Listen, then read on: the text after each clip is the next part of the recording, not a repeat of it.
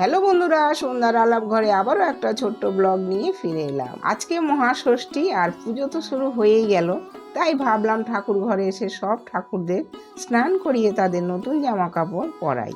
তোমরা যারা আমার ঠাকুর ঘরে আগের ভিডিওগুলো দেখেছো তারা তো মোটামুটি আমার ঠাকুর ঘর চেনোই, আর যারা দেখোনি তারা একবার দেখে নাও।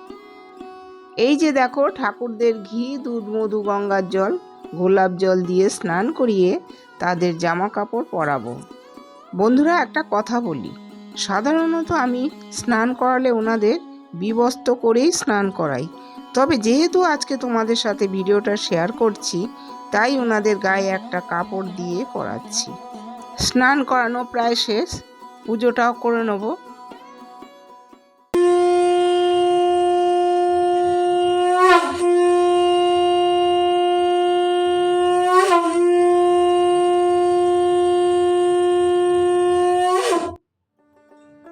বন্ধুরা, তোমাদের এই শর্ট ভিডিওতে আর জামা কাপড় পরানোটা দেখাতে পারলাম না, তবে শেষে দেখতেই পাবে কেমন সাজিয়েছি। আমার তো হেব্বি লাগছিল ওনাদের দেখে। তবে ওনাদের প্রতি বছরই নতুন জামা কাপড় পরানো হয়, তাই যতক্ষণ না ওনাদের নতুন জামা কাপড় পরাচ্ছি ততক্ষণ নিজেদেরও নতুন জামা কাপড় পরতে কেমন যেন একটা লাগে।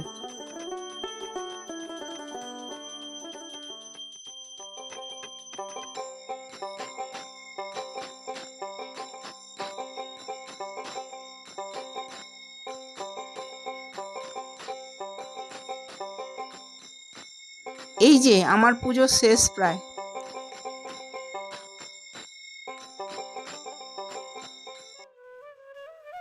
দেখো তোমরা কেমন লাগছে ওনাদের, অবশ্যই কমেন্টে বলো।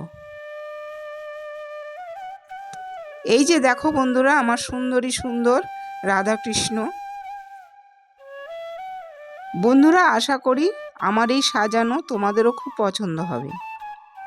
দেখো আমার গোপু সোনা, তারপরে গণেশ, মা লক্ষ্মী, তাদেরও খুব সুন্দর লাগছে।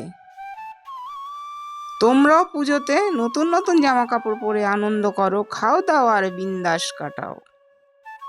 সকলকে শারদীয়ার শুভেচ্ছা ও ভালোবাসা। আমার এই ছোট্ট ব্লগটা ভালো লাগলে লাইক, সাবস্ক্রাইব, শেয়ার করে দিও। দেখা হচ্ছে তোমাদের সাথে পরের ব্লগে। ভালো থেকো, সুস্থ থেকো, টাটা।